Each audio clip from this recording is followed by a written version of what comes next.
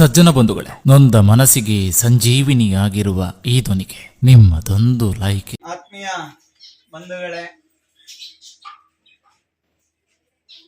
ಬಡವರ ಬದುಕಿಗಾಗಿ ಕಟ್ಟೋಣ ನಾಡೊಂದ ಅನ್ನುವಂಥ ಶೀರ್ಷಿಕೆ ಅಡಿಯಲ್ಲಿ ಏನು ಹಿರಿಯ ವಿಶೇಷ ಚೇತನರ ಪುಣ್ಯಾಶ್ರಮದಲ್ಲಿ ಕಳೆದ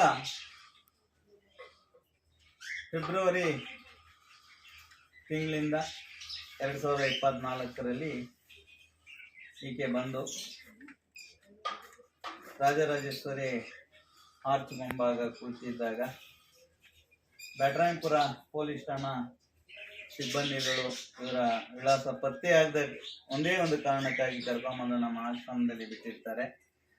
ನಾವು ಇವತ್ತು ಅವರ ಒಂದು ವಿಳಾಸನ ಹುಡುಕ್ತಾ ಹೋದಾಗ ಇವತ್ತು ಅವರ ಅಕ್ಕ ಗೋಪಮ್ಮ ಅನ್ನುವಂಥವರು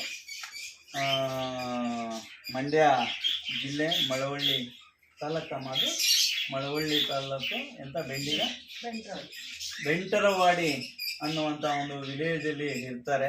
ಅವ್ರಿಗೆ ನಾವು ಇವತ್ತಿನ ದಿನ ರಿಕ್ವೆಸ್ಟ್ ಮಾಡಿ ಕರ್ಸಿದ್ದೀವಿ, ಸ್ವಂತ ಅಕ್ಕ. ಹಾಗಾಗಿ ಯಾಕಪ್ಪ ಅಂತ ಅಂದರೆ ಇವರಿಗೆ ಇನ್ನೂ ಚಿಕ್ಕ ವಯಸ್ಸಾಗಿರೋದ್ರಿಂದ ಅವರ ಬದುಕನ್ನ ಕಟ್ಕೊಳ್ಳಿ ಅನ್ನುವಂಥ ದೃಷ್ಟಿ ಇಟ್ಕೊಂಡು ನಾವು ಇವತ್ತು ನಮ್ಮ ಒಂದು ಪುಣ್ಯಾಶ್ರಮದಿಂದ ಅವರ ಅಕ್ಕವ್ರ ಜೊತೆ ನಾವು ಕಳ್ಸಿಕೊಡ್ತಾ ಇದ್ದೀವಿ. ಏನನ್ನಿಸ್ತು ಅನಿತಮ್ಮ, ನೀವು ಇಷ್ಟು ದಿನ ಇದ್ದಿದ್ದೀವಿ? ಚೆನ್ನಾಗಿದ್ರಾ ನಿಜವಾಗೂ? ಆಮೇಲೆ ಏನಾಯ್ತು?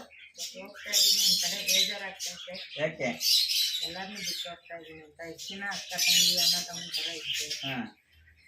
ಈ ಕಡೆ ಬೇಜಾರಾಗ್ತಾ ಇದೆ, ಈ ಕಡೆ ಖುಷಿ ಆಗ್ತಾ ಇದೆ. ಮುಂದೆ ಹೋಗಿ ಒಂದು ಒಳ್ಳೆಯ ಬದುಕನ್ನು ಕಟ್ಕೊಳ್ಳಿ. ಸೊ ಇವರಿಗೆ ಮಕ್ಕಳು ಕೂಡ ಇದ್ದಾರೆ. ಅವರ ಮಕ್ಕಳು ಭವಿಷ್ಯಕ್ಕಾಗಿ ಅವರ ಅಕ್ಕವರ ಜೊತೆ ನಾವು ಇವತ್ತಿನ ದಿನ ಕಳಿಸ್ಕೊಡ್ತಾ ಇದ್ದೀವಿ. ಅಮ್ಮ, ನಿಮ್ಗೇನು ಅನ್ನಿಸ್ತಾ ಇದೆ? ಈ ವಯಸ್ಸಿನ ಹೆಣ್ಮಗಳು ಒಂದು ಆಶ್ರಮದಲ್ಲಿ ಇದ್ದರು, ಇವತ್ತು ಸಿಕ್ಕಿದ್ದಾರೆ. ನಿಮ್ಮ ವಿಳಾಸಗಳನ್ನ ಪತ್ತೆ ಹಚ್ಚಿ ನಾವು ಕಳಿಸ್ಕೊಡ್ತಾ ಇದ್ದೀವಿ. ನಿಮ್ಗೇನು ಅನ್ನಿಸ್ತಾ ಇದೆ? ಏನಿಲ್ಲ ಸರ್, ಖುಷಿ ಅನ್ನಿಸ್ತು.